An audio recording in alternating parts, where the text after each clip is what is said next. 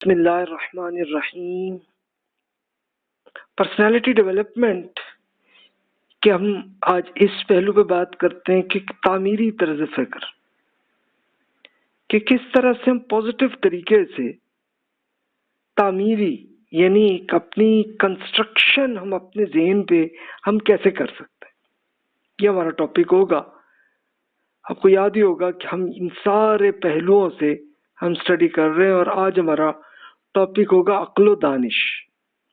یہ پہلو ہمارا زیادہ فوکس ہوگا، تو اس کے اور پھر یہ صلاحیتیں، اس کے لحاظ سے بات چلتی ہے ہماری۔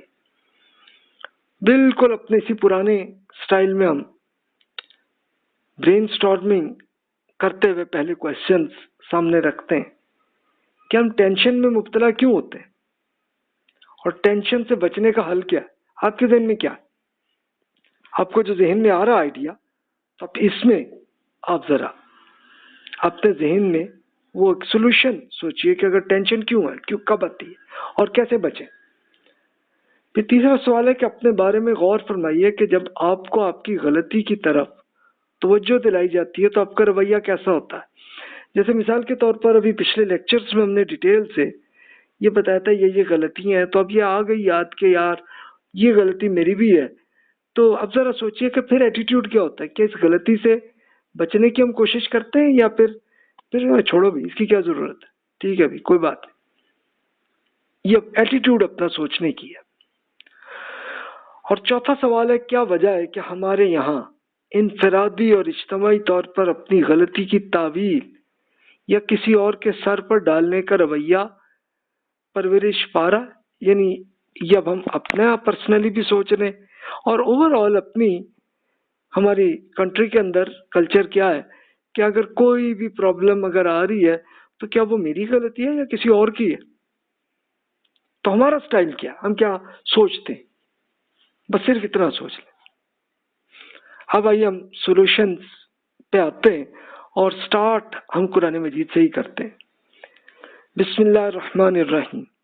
والذین اذا فعلوا فاحشة او ظلموا انفسهم ذکروا اللہ فاستغفروا لذنوبهم ومن یغفر الذنوب الا اللہ ولم یصروا علی ما فعلوا وهم یعلمون اولئک جزاؤہم مغفرۃ من ربهم وجنات تجری من تحتها الانہار خالدین فیہا ونعم اجر العاملین۔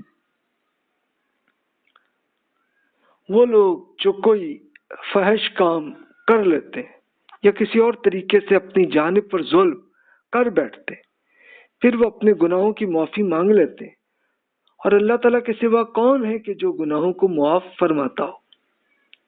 وہ اپنی غلطی پر جانتے بوجھتے اصرار نہیں کرتے، انہی کے لیے ان کی جزا ہے، یعنی ان کے رب کی جانب سے مغفرت اور ایسے باغات ہیں جن کے نیچے دریا جاری ہیں، وہ ان میں ہمیشہ رہیں گے۔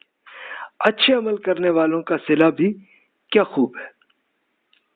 یہ اللہ تعالیٰ کی طرف سے جواب آ گیا کہ اگر ہو گئی غلطی ہم سے، کوئی بھی غلط حرکت ہم کر بیٹھے، تو پھر ٹینشن تو ہوتی ہے نا۔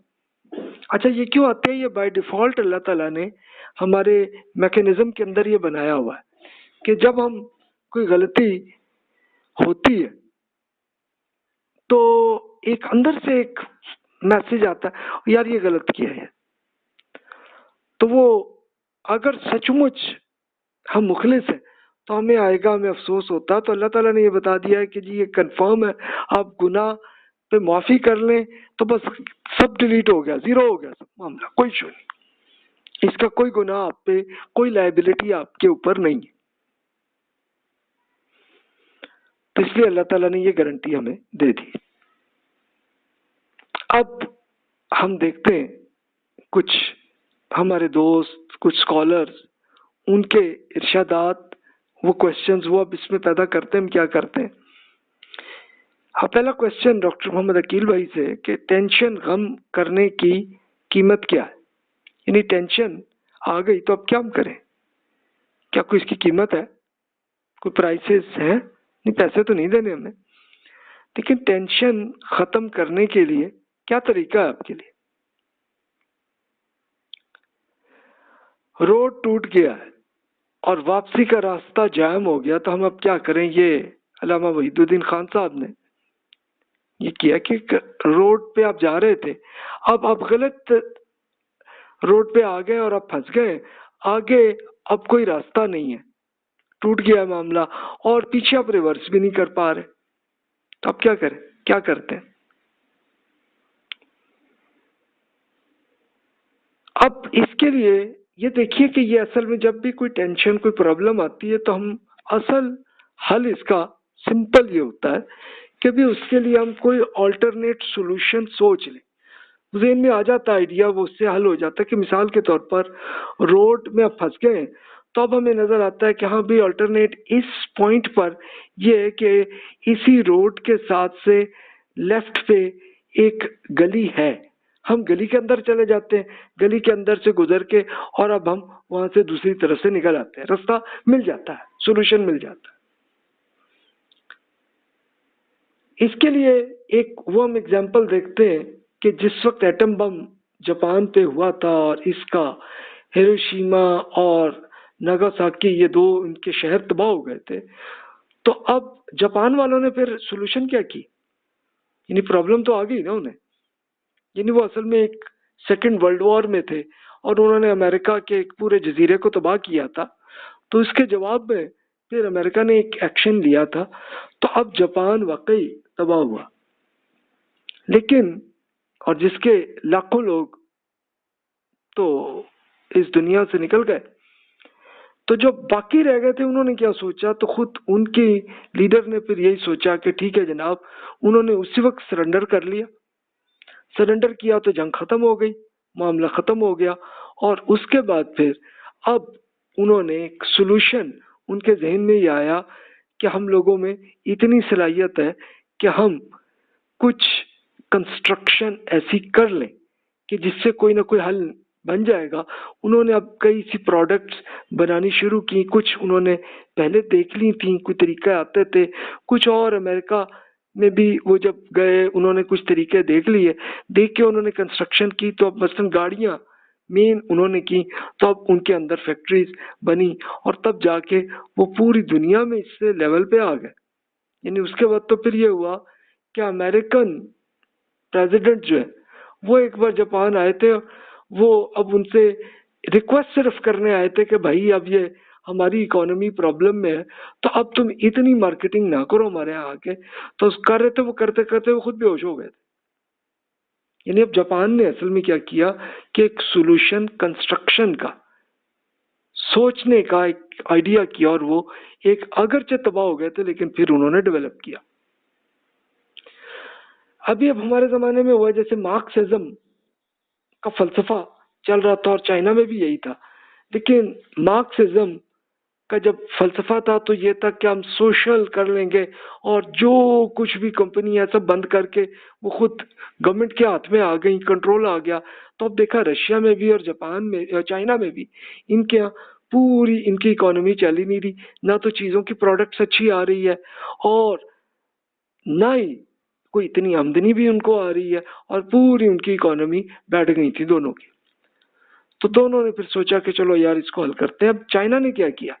چائنا نے اب پھر یہ کیا کہ جناب جتنے ڈیولپڈ ممالک تھے سب کو کہا کہ جناب میں آپ کے لیے یہ آفر ہم کر رہے ہیں کہ آپ چاہیں تو ہمارے ملک میں آ کے آپ فیکٹریز بنا لیں، بہت سستی آپ کو لیبر بھی مل جائے گی، آپ کو بہت سستے آپ کو مینیجرز بھی مل جائیں گے، سب کچھ۔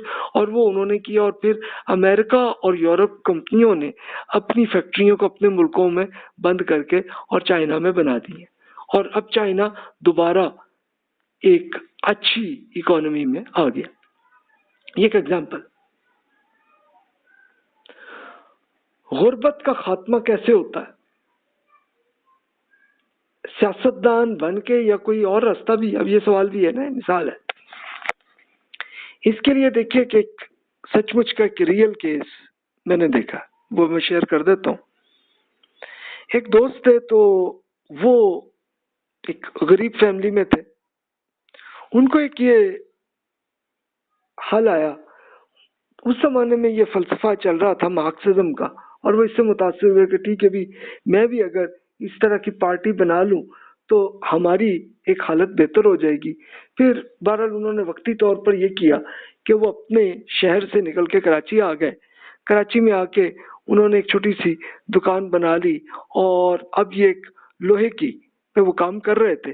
करते करते अब वो मार्क्सिज्म के फलसफे में वो थे, तो वो उस जमाने की एक मार्क्सिज्म की एक पार्टी बन गई थी एमकेएम में, उसमें वो शामिल हो गए और उनको उम्मीद थी कि ये सब हो जाएगा।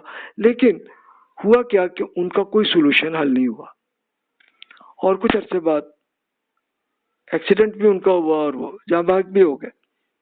अच्छा, उन्हीं के कजन का एक मामला था, वो भी इसी हालत में थे, लेकिन वो मार्क्सिज्म से मुतासिर नहीं हुए, बल्कि वो दीन का उनको शौक था और उसमें आए। अच्छा, आते आते फिर उनको एक आइडिया आया कि उनके चलो जॉब मिल गई लेकिन अच्छी नहीं मिली और वो मामले में खुश नहीं थे, तो उन्होंने फिर कुछ यूरोपियन कुछ कोर्सेज किए, कुछ अमेरिकन कोर्सेज किए। अब उसमें जहां से भी कर्जा लेके उन्होंने वो कर लिया। करने के बाद उनको एक अच्छी जॉब मिल गई और उनका वो सोल्यूशन भी हल हो गया।